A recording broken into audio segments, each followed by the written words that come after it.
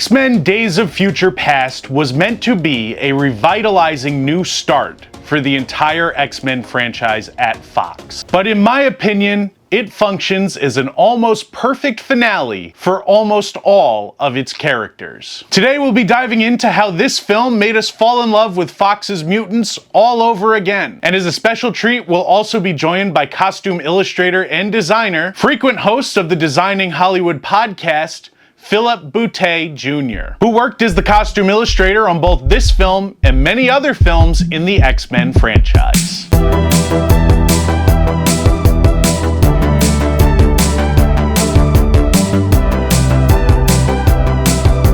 Greetings, Designing Hollywood movie fans and beyond.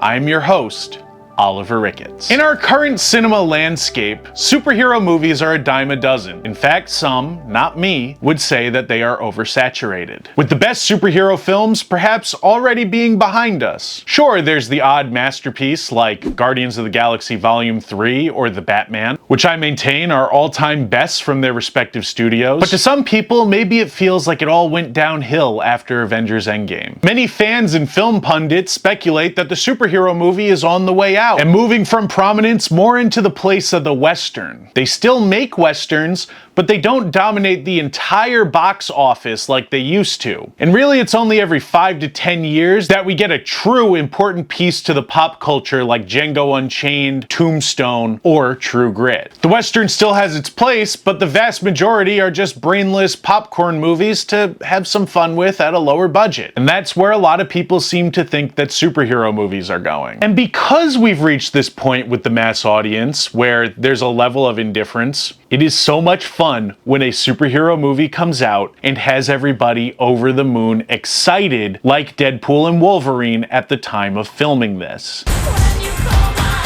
This film is not only the return of Ryan Reynolds' Deadpool, which, believe it or not, has now been coming for 6 years, and the addition of the character into the Marvel Cinematic Universe, the biggest film franchise in history, but it's also going to be the return of Hugh Jackman as Wolverine, a staple of the entire modern superhero film genre. And Hugh Jackman being in one of these movies is not something any of us thought would ever happen after the actor hung up his claws in Logan. Somehow, after 2 going on 3 decades with this character, we are still being promised new, different, and exciting versions and variations of him. In fact, Hugh Jackman as Wolverine, and moreover the X-Men franchise as a whole, is a great snapshot of the evolution of the superhero movie genre over the years. In 2000, we got the godfather of the modern superhero movie. 2 years before Tobey Maguire would swing onto the scene as Spider-Man, we got Bryan Singer's X-Men film, with Patrick Stewart sitting in the chair, Ian McKellen wearing the helmet, and the audience seeing what the genre could be. Later, the X-Men films would show us how important requels and reimaginings would be as they took over the landscape after X-Men First Class, which was not a full reboot and kept all the same continuity, but brought new actors and a different take to the entire franchise. After that, Deadpool and Logan went on to show us that superhero movies did not need to be relegated to PG-13 in order to be successful, and that these characters could be explored in a PG-13 lens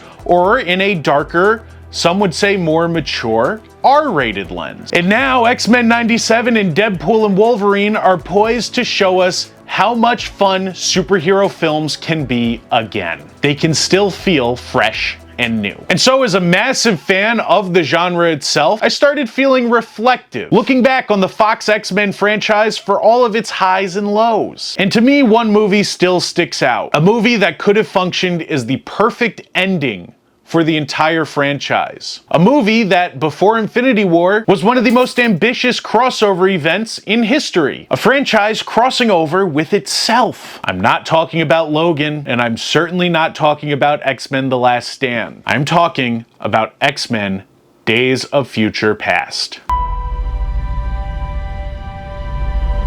And folks, before we jump into this peak superhero cinema, I would like to remind you that right here on Designing Hollywood, we are talking about movies of all different genres and all different eras all the time, taking deep dives into what are sure to be some of your favorite films. So if you're a movie fan and you love discussing films, this is where you want to be. Make sure to hit the subscribe button and like this video so you see more stuff like it in your feed. You'll also want to check out the Designing Hollywood podcast, where we sit down with industry professionals behind the scenes of some of your favorite movies. The link, of course, to all of this is in the description below. In Days of Future Past, the X-Men send Wolverine back in time to prevent a catastrophic war between mutants and humans. His mission: unite the younger versions of Professor X and Magneto to change the course of history and save both species from annihilation. And perhaps the most amazing thing about this movie is just how many balls are in the air, how much it has to juggle to keep fans happy. First and foremost, Days of Future Past is not only one of the most popular, but perhaps the most beloved X-Men comic series. Even non-comic readers will recognize the iconic cover art if you've ever seen a comic book before. It's a hugely important part of the X-Men legacy, outside of the movies. Next up, we need to consider the curious placement that this franchise is in the year 2014 when this movie comes out. After being in what we'll call a state of flux over the last couple years, with films like X-Men The Last Stand and X-Men Origins Wolverine leaving fans overall disappointed, Fox has just hit a home run with X-Men First Class. James McAvoy and Michael Fassbender had stepped so perfectly into the roles of Professor X and Magneto that the general audience almost recognized them on the same level as the classic Patrick Stewart and Ian McKellen versions. However, there was no replacing the mainstay of this franchise. Hugh Jackman's Wolverine was an element that the fans were simply not ready to part with. Something that was evident as he was present in every single previous X-Men film, even if it was just in the role of a small cameo. Go f yourself.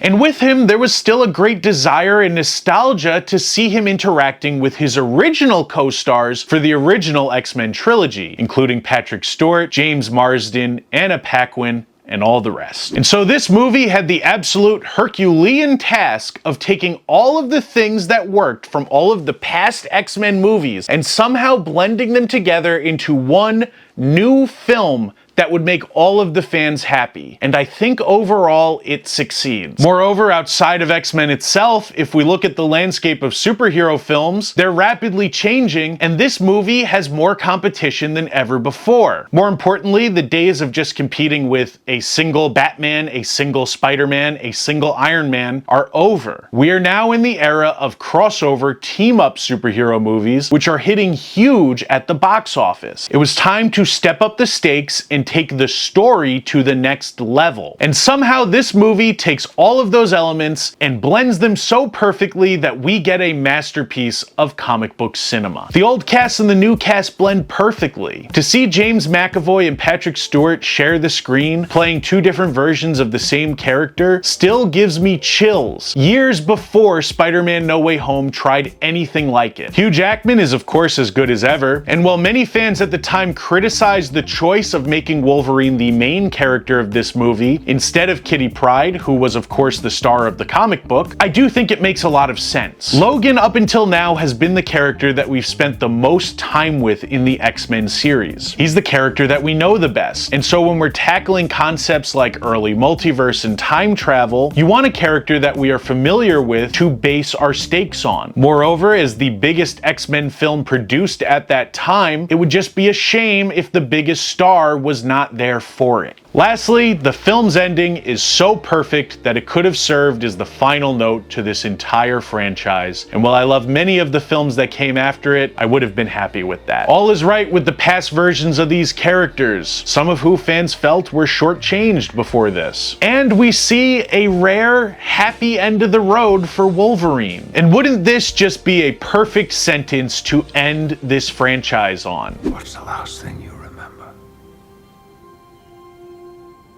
But folks, I've gushed enough about the magic of this movie. I think we need to hear from a behind-the-scenes professional. Joining me today is Phillip Boutte Jr., who was the costume illustrator on this film and has worked on many films over multiple genres, including some big-name superhero movies like Black Panther and most recently, Blue Beetle. But not only has he worked on X-Men Days of Future Past, he's done multiple outings throughout the X-Men franchise. Without further ado, ladies and gentlemen, the frequent host of the Designing Hollywood podcast, Phillip Boutte Jr. So, Phillip, before we get into X-Men Days of Future Past, you've worked as a concept artist for a really long time on a lot of different films. A lot of them are just within the superhero genre or the comic book movie genre itself. There are kind of established looks for superheroes. Decades of illustrated looks for these heroes and what their worlds look like. But when you're bringing it to the big screen, a lot of times some of those established looks change. What is it like designing and illustrating costuming and other elements for movies like these versus when you work on a different kind of movie? I think that source material is key. Being the nerd that I am, I'm very much so a fan of trying to translate things in a way to where it excites the fans, right? So people that have like invested time in this, have, been studying it, reading it, it's a part of their everyday life. I think that the main thing is trying to go back to the source material and just bump that up to where the character looks like the character, all of the different things that you were doing, but like in a way you could have never imagined, like with a detail or just a cool factor of like what your imagination would want that character to look like if they were real, right? Because drawing simplifies things. A lot of the times you have to draw things multiple times, so there's only so much detail you can put into those looks or those costumes. So I feel like that's probably a key difference. Is trying to, there's a fandom there and there's a history there, and you're trying to honor it as best you can while also elevating the material. Growing up, I've always been a comic book fan and a fan of this genre.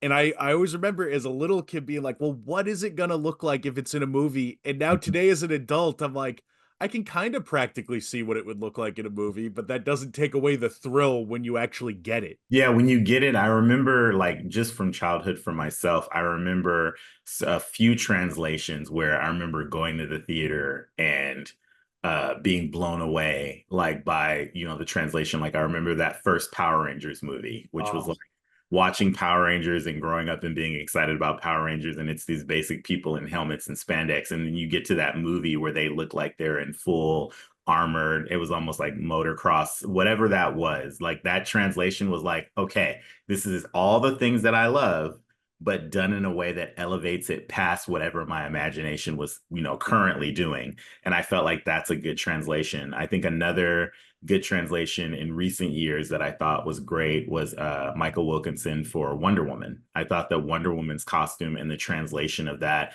and kind of making her feel armored and powerful, and not being in a bikini and all those things, like I felt like that's a really tough costume to translate because it's so iconic and everyone knows what it is. But I felt like the translation of it from comic book page and all the fandom and folklore we have around it to modern translation was a really competent design to me. sometimes the page itself as is doesn't always work in a real life sense. There are edits that you have to make, like Wonder Woman being in a bikini and turning that into armor. And the X-Men franchise is no stranger to that. Famously, Bryan Singer's first X-Men movie, he makes that little jab about what would you expect yellow spandex. But by the time you're working on Days of Future Past, of course, Marvel Studios has moved that along a lot. Even the Fox universe itself has moved along. What can you see that looks like a comic book? But there's also this really iconic black leather suit motif that they've introduced in the other films. So working as a costume designer on Days of Future Past, is that part of the challenge when you're finding the balance between what's been done, getting a little bit closer to the comic page? What is that process like? The best part about that was our costume designer, the costume designer for that film and the first one actually is Luis Mingenbach. So Luis has worked with Bryan Singer on a lot of the X-Men franchise. So what was cool about it is it's like you're working with someone trying to break what you've done before and trying to be a bit more open, right? So the early 2000s was definitely a different time. We hadn't seen a lot of translations for comic book to screen yet, pretty much at all. Like, we'd seen them, but we hadn't seen first for people that wear super suits, right? And so I feel like it was a safer bet at that time. Also, people forget the big impact of, from 99 from The Matrix and films like that, where it was like black and leather and cool and edgy and all those things, right? So you're kind of coming up on that time frame where that's kind of the norm. And I always remember that jab that Brian said, but it was always funny for me as a comic book nerd. I was like, yes, I That is what expected we yellow expect. spandex. Yes, like I expected Wolverine to have his helmet. I expected all of those things. So I think you try to kind of go with it, but it was definitely a different time where it was the best way you could possibly introduce a team like that to the general public, because people forget that a lot of people past like, reading the comic book or watching the X-Men cartoon, people weren't familiar.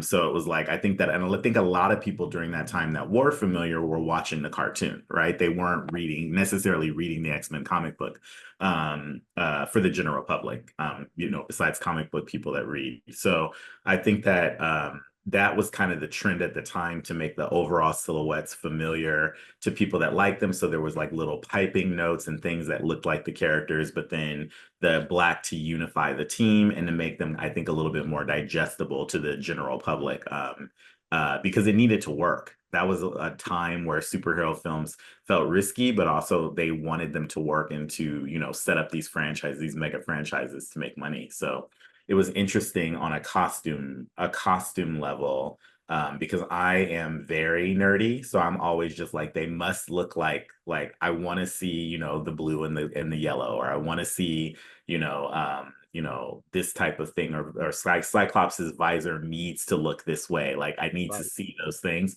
And it's always difficult because you're working against all these other factors. To bring it back to Days of Future Past, I Yeah. love the balance that's in this movie. Would that bright yellow even work in this movie when we're going back to the 60s, and that's going to be this big vibrant time, and then we're going in the post-apocalyptic future, it's almost like that bright yellow doesn't work here. No. So that was one of the big things that I remember when we first started working on it. Luis was working on, she was doing The Hangover.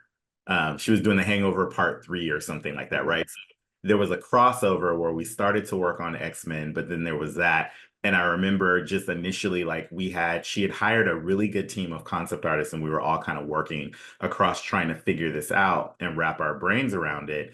And we were doing passes on all the different characters. So we were doing Wolverine and Bishop and a few of the other people that were in those sequences. And uh, of course, for me, I was like, I must draw Bishop. Like I have to. Like, because like this is my character. I understand. And so I kind of did a bunch of initial passes on it. On Bishop and Storm and a few of the others, and trying to figure out what their futuristic kind of like what they would look like in the future. But the way that I was approaching it that made the most sense is they are running for their lives. There are Sentinels. There's all these things. They are not the unified team of the past. And everybody has gone through a lot of different things, a lot of different changes to their powers and the culture set that they're kind of exploring with the X-Men. The dynamic is different, right? It really feels like survival of the fittest. And so, yes, bright colors don't work there. Doesn't make sense. You would get, found out immediately. And then also trying to kind of think about the fact that this is a future that doesn't necessarily have to happen. So it gave us some leeway in terms of like kind of playing with the characters and making them, stand out in an interesting way. So that was a huge note. Was initially when Luis was working, I was doing these passes, and she was just like, "Wait, but where is like?" She's like, "Because at that point she was very much so," which I was like, I was so bummed. She was ready to try to make them look like themselves, right? So she's like, "It's time to." Like, I think it's time. We've done enough movies where she was very adamant about like, we got to get the team structure down, the color palette, like let's make them look like the X-Men. And then I was just like I was like battling it to a degree until we completely switched over, because I was just like, it sucks because this isn't the one. Because of the future, they can't look like that. it's interesting too, because in First Class, we finally got the yellow outfits. Correct. But now there's also an element in this movie of mixing the old with the new, right? There's Bryan Singer, Fox X-Men in the future. And like you're saying, it's evolved over Yeah. time. And we've also story-wise established that that yellow and blue exists in the past. Yes, it exists in the past, and it's gone, and you have to show that they're kind of all over the place. It's not like they're chilling in the mansion and just like having adventures or whatever. They are literally trying to survive this like horrible experience of being hunted down every day by these sentinels that are getting more advanced and better at killing them, basically. X-Men Days of Future Past is not your first time working on the X-Men. You'd also done Wolverine Origins, and even after this, you did X-Men Dark Phoenix. How much does it inform, like having done Wolverine already, and now going into this, and then after this, going into Dark Phoenix, which takes a little bit more of that, okay, now they kind of look like the X-Men from the comic, Mhm. still within this real world setting. How much does one approach affect the next one, and so on? It's definitely a balance, and they do kind of affect your mental. So when you go back to Wolverine was one of the first jobs I had as a concept artist, working in costume, because it was the first year of work, and it's also the first time that I met Louise. Wow. So worked with her on that for a bit, but it was a short job, um, and they were still trying to kind of figure things out. But it did pepper, because you see everything expanding, and like there was more reference to the comic books at that point, so trying to figure out how Wolverine looked, all of those things, right? So by the time you get to Dark Phoenix was with a costume designer named Daniel Orlandi. And it was a different time frame at that point, because now we have all the Marvel things, we have all of these different, things to kind of benchmark and to kind of look at. And so there was a period of time for that movie specifically where it's like, okay, let's really take their costumes and make them look like themselves, right? Like, so let's do some versions of those. It was with the hope of there being more films to where those suits could continue. And then it changed, right? So the end of Apocalypse, you see the actual suits. Dark Phoenix, by the time we got there, that story I feel like was a little bit like you're doing the two things. You've got the Dark Phoenix, and then you also have these kind of shape-shifting aliens, right? Which were technically, they started out as Skrull, but then they changed it because of licensing or because of the rights, right? And then Skrull were also going to be in Captain Marvel. So there was like a thing there. So that's one story. That's just a backstory that people need to know, in terms of like we actually, sadly, we had, before the shape-shifting aliens, we had the Hellfire Club. And so we had designed and drawn all these different things for the Hellfire Club. And then the Hellfire Club were in there with the Skrull. And then eventually the Hellfire Club were gone, and it was Skrull. And then the Skrull changed into, I don't know what they were called, but it changed into whatever those aliens were. So that whole thing kind of evolved while we were working on it. And for me as a nerd, it was driving me absolutely insane, because I really just wanted to do, Dark Phoenix as is.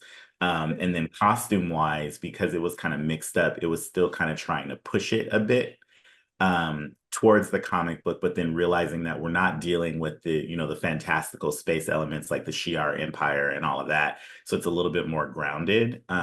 So they ended up in this place where we finally did at least get an X suit, right? We got an X suit. But they were trying to make it where they're almost at a point where the X-Men are accepted and they have fans now. There's people that actually really like them, and then they're going through this dangerous transition. And then with Jean Grey kind of turning into the Phoenix, you're trying to figure out what's going on there and kind of harnessing that power. So the balances were definitely difficult to get right on a costume level, and then also make them stand out. So you're playing with color palettes, you're trying to figure out the silhouettes, and then push them to where you're still paying tribute to what Fox started with, like in terms of their look, but then also trying to get them closer, just edging them closer and closer towards what the comic book is. Obviously, Dark Phoenix, other than the New Mutants, was the final Fox Yeah. X-Men film. Unless you look at Deadpool, like it's still kind of the same thing, which maybe you can, I'm not sure.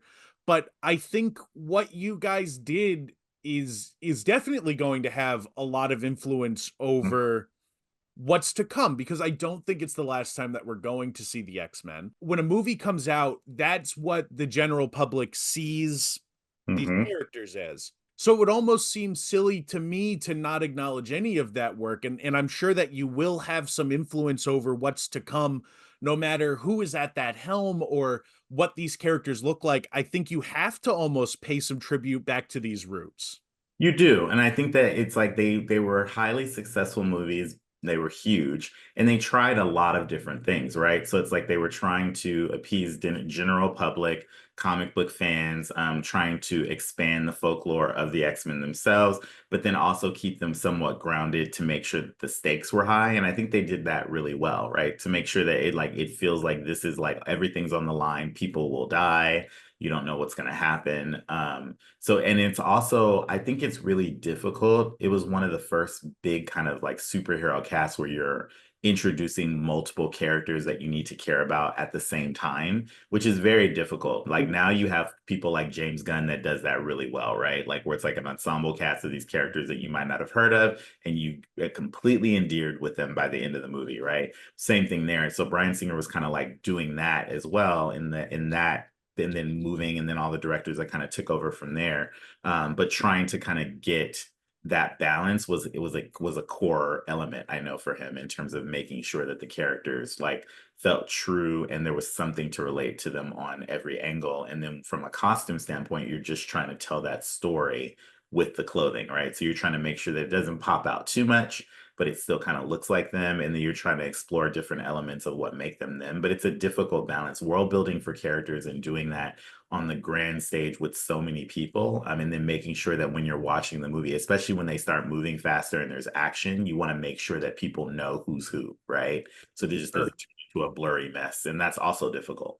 I feel a lot of times, concept artists, costume designers, and behind the scenes professionals, they're kind of the unsung heroes of how films are made. Now, Days of Future Past is my personal favorite X-Men film. I saw it in my late teens, and it was so hugely influential on me as somebody who's loved science fiction my whole life. And your work really shines through, you and your whole team. When you look at your work's legacy, what do you hope fans and aspiring filmmakers are taking away from it? Ugh, that's a good question. I think joy. I think that if we're able to get something that they really like or really enjoyed, or they felt like we did a character justice with the costume, that's like always the best feeling. Those Days of Future Past for me as a career is still a highlight, one of the highlights for me.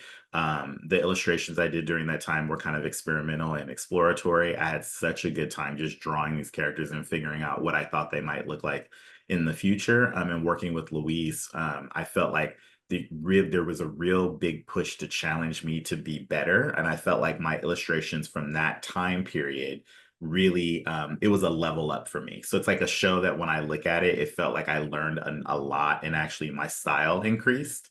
And so to know that people actually love it and they found joy in it, I think that that's kind of what I'd want to leave there. And then also just a challenge for us to expand further, a challenge for us to, get these characters back on screen and see them even, done even better or done even cooler. And it's been just a joy for me personally to work on X-Men in general, like to be able to be a part of that and like grow up reading the comic book and watching the cartoon and being all into it. And then to like translate that into like live action, like I couldn't ask for anything better. It was the coolest thing. That is so incredible, and I love that you said joy, because that's definitely the emotion that it sparked in me. I've seen this movie so many times. Very much an honor to be able to sit down and talk with you about it. So thank you so much for joining us today. Thank you. And folks, you can of course find Phillip on the Designing Hollywood podcast. You can see his work in so many different movies: Man of Steel, Black Panther. Thank you very much for having me, and I'll see you guys soon. Thank you. Folks, thank you so much for watching. If you like this video, make sure to subscribe so you don't miss any of the similar content coming out on our channel, including our review for Deadpool. I'd also like to send a very special thank you out to Phillip Boutte Jr. for joining us on this episode. Links to all of his social media and previous work can be found in the description below. Also in the description, make sure to check out our sponsor, Gardena Cinema. This is a very special family-owned family-owned theater in Southern California that makes for a perfect destination for any film lover, showing movies of all different eras and genres. If you love movies, you're sure to find one showing, at least, that will make an excellent night out for you and a friend. Links to their social media and their screening schedule can be found below as well. For Designing Hollywood, I'm Oliver Ricketts, and until next time, get out there and go see a movie.